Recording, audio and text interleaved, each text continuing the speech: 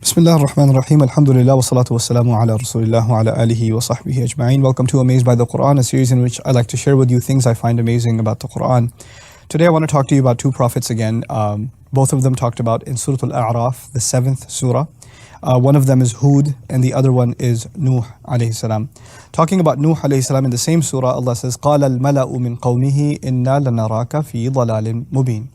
The chiefs, the generals, or you could even say Mala is the elite of his people, said that we see you obviously lost. We consider you lost or confused. So Allah is making a comment about the elite of Nuh's time, that they were at the forefront of making propaganda against Nuh. Okay, so that's the first prophet and the chiefs or the elite of that time making propaganda. The second case is that of Hud, and again the elite are highlighted. قَالَ الْمَلَأُ الَّذِينَ كَفَرُوا مِنْ قَوْمِهِ إِنَّا لَنَرَاكَ فِي سَفَاهَةٍ وَإِنَّا لَنَظُنُّكَ مِنَ الْكَاذِبِينَ. The chieftains, the elite, who had disbelieved from among his people said that we certainly see you immersed in stupidity, ma'adallah, and we consider you from those who lie.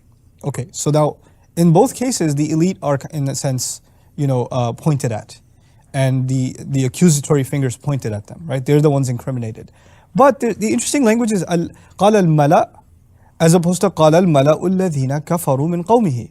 The chiefs from his people, or the elite from his people on the one hand, and the elite who disbelieved from among his people on the other hand. Allah is actually making a distinction between the struggles of both of these prophets, and He's alluding to the fact that Nuh alayhi salam had the toughest time of all other prophets. That's why, about his nation, وَقَوْمَ نُوحٍ مِّن قَبْلِ إِنَّهُمْ كَانُوا هُمْ أَظْلَمَ وَأَطْغَى وَالْمُؤْتَفِكَةَ أَهْوَى.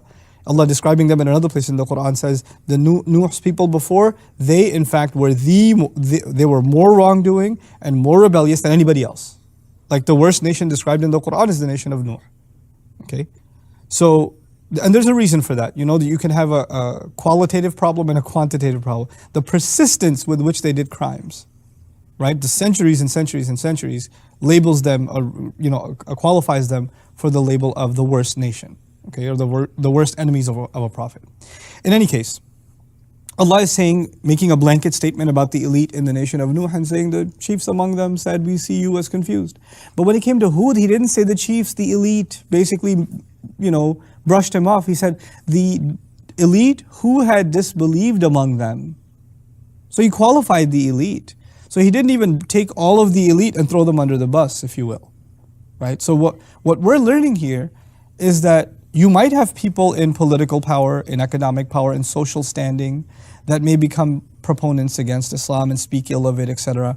But you cannot use even them to make categorical statements about all wealthy people, all politicians, all leaders, all heads of states, etc., etc., etc.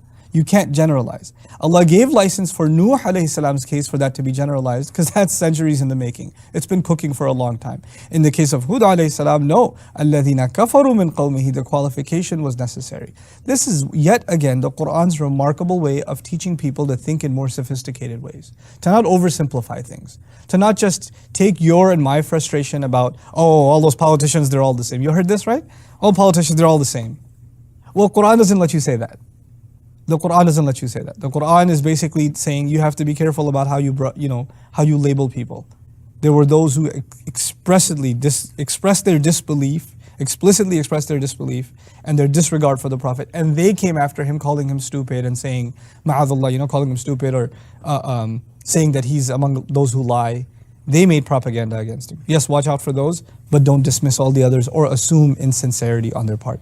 May Allah Azza wa Jal keep us from those who paint with broad strokes and look at life and look at people around us with more subtlety and more care. Barakallahu li wa lakum. Wassalamu alaikum wa rahmatullahi wa barakatuh.